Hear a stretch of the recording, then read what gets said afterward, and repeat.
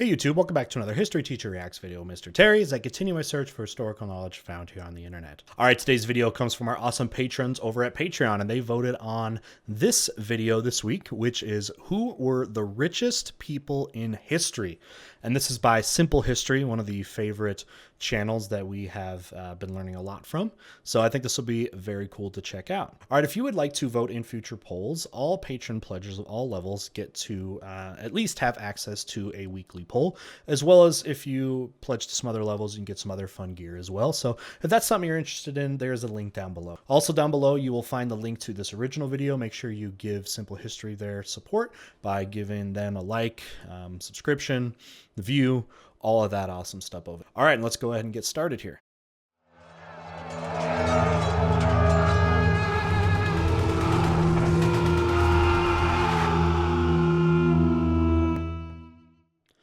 Okay, so what I'm expecting to see here on a list of the richest people in history is I hope to see Mansa Musa, king of Mali of the Middle Ages, which not a lot of people know about, but virtually controlled the world gold source. Much of the gold coming out of the world is coming out of West Africa and the Mali kingdom, and he was the head of that and was known for an incredible amount of wealth. Although it's a little bit harder to quantify than some of the more modern rich people because of records and all that kind of stuff. So sometimes people will leave Mansa Musa out because people just often don't like to compare it with some of the modern ones. And I'm sure the modern people we're going to see here, we should see John D Rockefeller, who's definitely the richest person of the modern era. We should see Andrew Carnegie, JP Morgan. We can see Cornelius Vanderbilt, Henry Ford, just these guys that came out of the Industrial Revolution and were titans of industry, again, at a time where there weren't laws and things, or at least not a lot of them, that would restrict the type of wealth you can accumulate now, for the fact that back then there weren't like antitrust laws and not as much in the way of labor laws, monopolies, those sort of things. So a lot of people say it'd be hard to be as rich, relatively speaking, as these people in the modern sense because of how many things that are in place to be able to not allow this to happen anymore. But anyways, let's go ahead and see what they got there. Who were the richest people in history? Ancient times to present. Ancient times to present. Okay, good. So I think we're going to see Mansa Musa. Other ancient people you might see here, just as a prediction that I've learned about, Julius Caesar, incredibly wealthy from his conquests. William the Conqueror could probably be up there.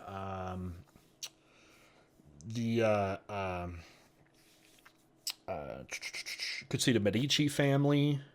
There's a lot of people. Let's get to this though. Ever since you had communities, you've had wealthy people who stand out above all others. At first, prosperity was measured mostly in land and the amount of livestock you had. But then, as society developed, precious metals such as gold and silver became the popular way to gauge how wealthy a person really was. I mean, even places like the Middle Ages in Europe, where you had Rome, which used a coinage system, stopped being used in Western Europe as feudalism really replaced any need for money because you were paid in protection, you were paid in land rather than that. So really, usually what happens is coinage is usually a result of trade because it's more efficient to trade that than just goods for goods, which can be a lot harder to actually facilitate. Then, with the widespread use of coins beginning in the 5th century BC, business and trade really took off. Therefore, immense wealth could be both acquired and determined by how much money you possessed. History is therefore full of interesting and ambitious people who have accumulated great fortunes in their own lifetime. One of these early, incredibly rich people was Marcus Licinius Crassus, a Roman general, powerful politician, and personal friend of Julius Caesar. Triumvirate. Crassus was born in around 115 BC in Rome, Italy, to a very wealthy family. He spent his life dabbling in politics and real estate, amassing a vast fortune as well as gaining great political power. He went on to lead entire legions and at one stage was governor of Syria. He was also the man who defeated the slave revolt led by the famous rebel slave, Spartacus. Right. His fortune was said to have been over 200 million silver coins, which in today's values could be as high as $20 billion. Wow. To put this into some kind of perspective, if you spent $1 million a day, it would take you nearly 55 years to spend it all. He was known to be an arrogant man and once dismissed his rival's hatred of him by saying, "Greed is but a word jealous men inflict upon the ambitious." By the standards of the ancient Haters. world, he lived until the They're all ripe old haters, age of so. 62. But then his life was cut short when he was killed in what is modern-day Turkey by the Parthians. Ironically, while conducting a peace negotiation with them after suffering a humiliating defeat at the Battle of Carrhae in 53 BC. Rip. The myth arose afterwards that the Parthians were so freaked out by Crassus's reputation for his lust for gold that in order to feed that greed, they poured molten gold into his corpse's Whoa, mouth, I didn't know this. hoping it would satisfy his soul's hunger for wealth. I've heard of like people basically being killed by gold. It's like a way to punish people that were greedy. It's like, all right, you like gold so much, here, drink it or something. Look how valueless it actually is. That's crazy. I didn't know that His death about had great Crassus. consequences and brought about an imbalance of power in the Roman Empire, which was at the time a republic oversaw by an elected senate. Right. This resulted in a bloody civil war that ended in Julius Caesar being victorious and becoming the emperor of the newly established Imperial Roman Empire. Yep. This lasted for the next Well, it's 5 not centuries, it won't be an empire until yet. infighting in various barbarian tribes brought about its collapse. So from early on in history, the real concentration of wealth has been in the hands of the ruling class, especially that of the kings and queens. That's Constantinople. Like That's the Hagia 9th Sophia. century Basil II of the Byzantine Empire. Yeah, that makes sense. whose Yeah, that was Hagia Sophia, built in Constantinople by the Romans. Yeah, I heard Byzantines were control that too. Eastern Europe was actually more richer than Western Europe in a lot of ways. It was one of the reasons too why the Western Empire collapsed and the Eastern Empire didn't. Was it did have more wealth and more strength in the East than they did in the West. through waging successful warfare against his enemies and through shrewd land reform, managed to fill his treasury with over 90 tons of gold. Or the mighty 13th century Musa I of the West African Islamic Yes. Mali Empire, who made his money through gold and salt production on a truly Yes, colossal there he is. scale. His wealth was thought to be so great that it was said to be immeasurable. Then in the 15th and Which is then hard to actually quantify. Is that all they're going to do with him? Great Mansa Musa story. He was a devout Muslim and went to do the Hajj, which is the pilgrimage to Mecca that Muslims are supposed to do. And he came out of Mali and had to go all the way, of course, to Mecca, Saudi Arabia, basically going across Africa. And he had such a giant entourage and so much wealth with him that they would go into these towns and just drop so much money that it would flood the economy. And it said, like in Cairo, they dropped so much money that it completely devalued their currency because they just were, again, just throwing it out like crazy. Jacob, gosh. In the 16th century in Europe, commerce flourished, and people like the German merchant Jacob Fugger became immensely Jacob rich. Fugger, yeah. He came from a successful middle-class family of traders and joined the family business when he was in his early teens. By his 20s, he decided to concentrate more and more on mining, so he came up with an unusual business plan for the time. He would loan local silver mines money in exchange to become a large shareholder in their companies. Very soon, he controlled most of the silver production in Germany. Then, through various royal connections, he Well, gained silver- much influence and power. Silver was kind of the first real global currency. So investing in silver in, what I guess you consider the Middle Ages in a way was hugely rewarding. He even lent the Vatican money to help build the new St. Peters Basilica, the Sistine Chapel, as well as other church buildings. A lot of people did that. Jacob consolidated his power when he married the daughter of the highly respected Grand Burgher of Augsburg. I always thought that was interesting when you have guys like that or the Medici family. They're so rich that the church borrows from them. He went on to become a global player in the copper mining market, and upon his death at 66 in 1525, he left most of his fortune of over 2 million gold coins to his nephew.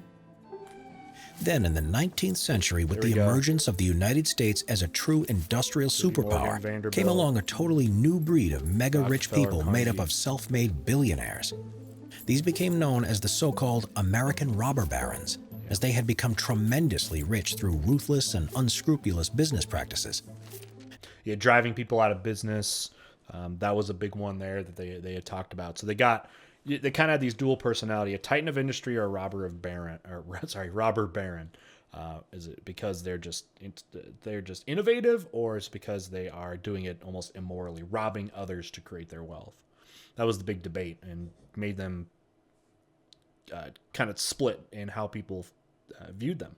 These included people like Andrew Carnegie, steel magnate, Jay Gould, a railway tycoon, William Randolph Hearst, a newspaper mogul, and James Buchanan Duke, a cigarette manufacturer. And the mightiest of these was American oil tycoon John D. Rockefeller, born in 1839, and who is often said to have been the richest man in history, and probably was. His fortune at its peak in the early part of the 20th century was in excess of $400 billion. He came from a... Now that's 120 years ago. 400 billion.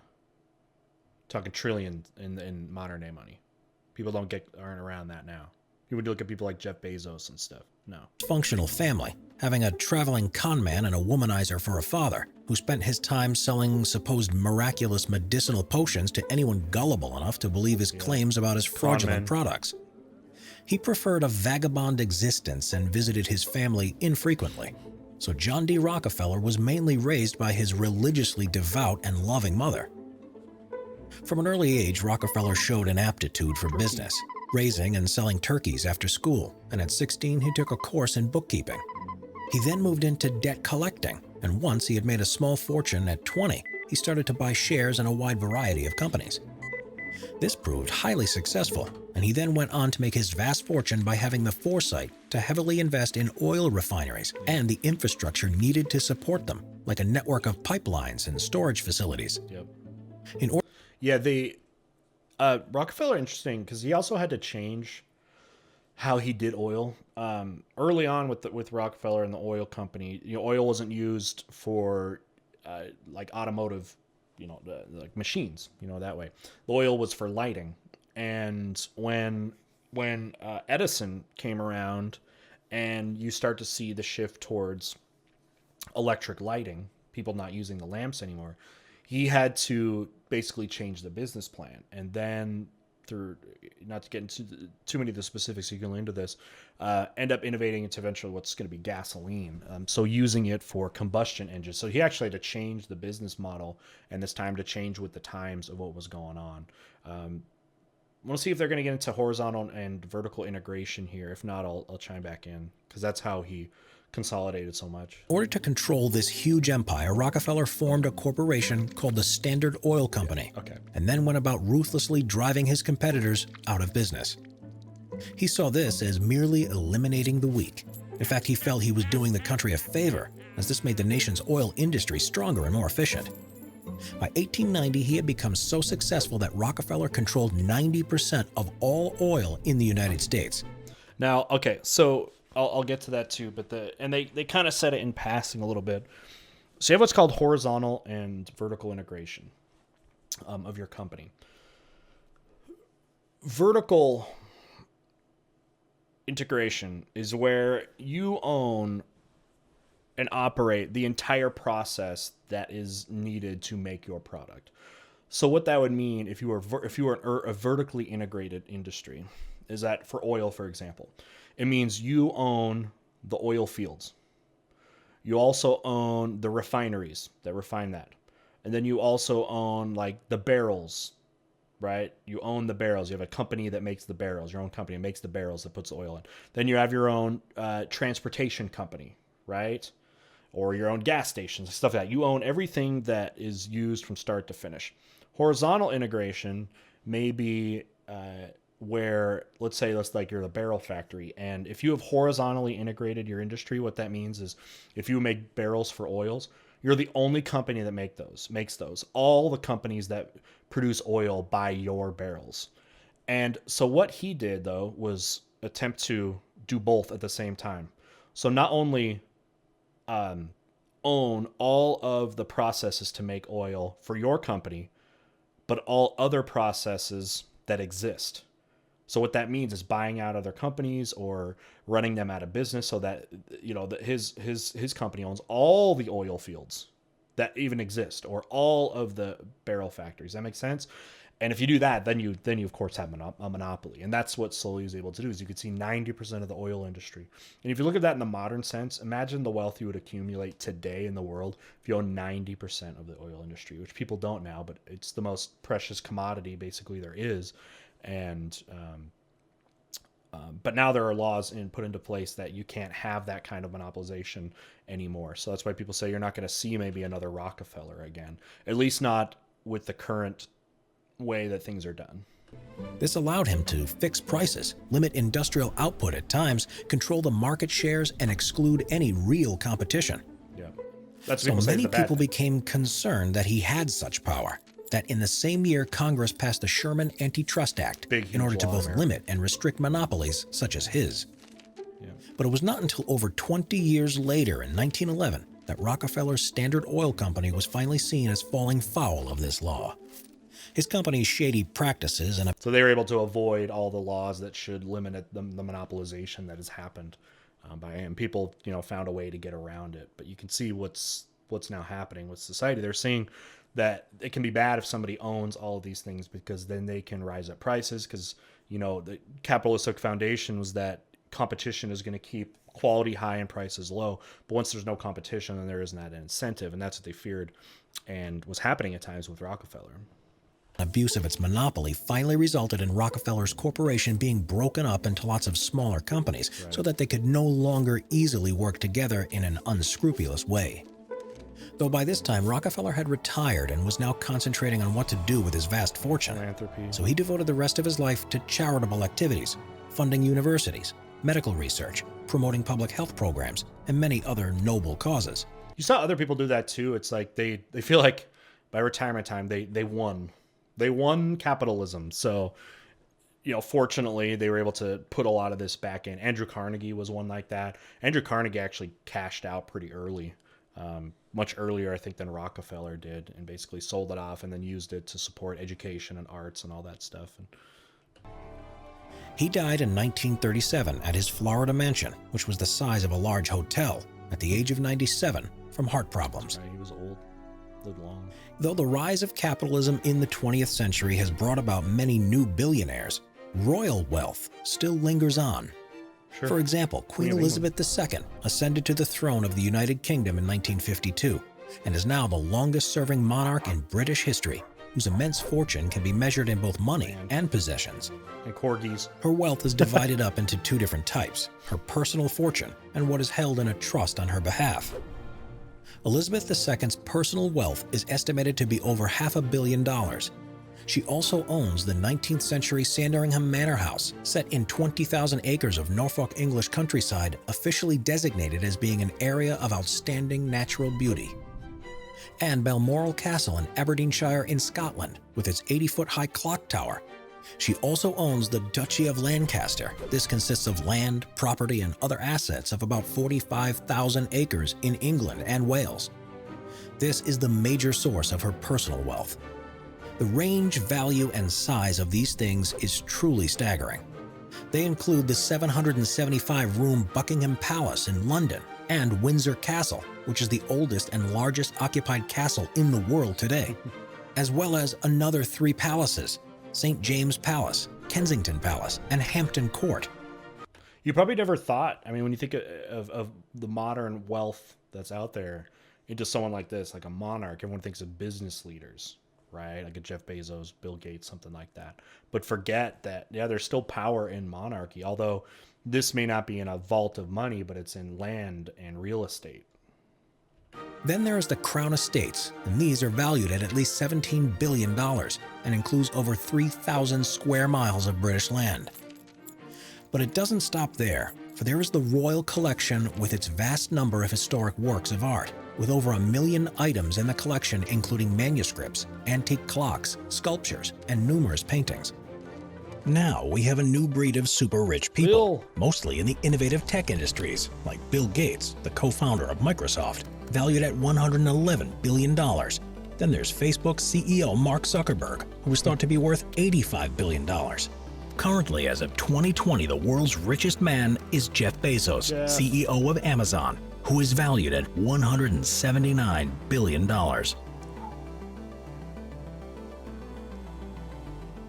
But then again, you look at what we just looked at. That wealth is minuscule compared to these people like Rockefeller, who had 500 billion 120 years ago. And Bezos has a quarter of what, if Bezos had his money back at 1900, he would still only be like a quarter of like Rockefeller of that. But if that makes sense, like that's just off of that time. But now if you had compared the two in their modern day, like inflation and stuff, it wouldn't even be close. It wasn't even close if you compare the money of what it was worth at their times.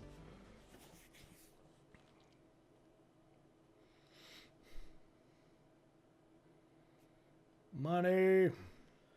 All right, well, great. Hopefully that was pretty enlightening to you to see the different types of wealthy people that you see there.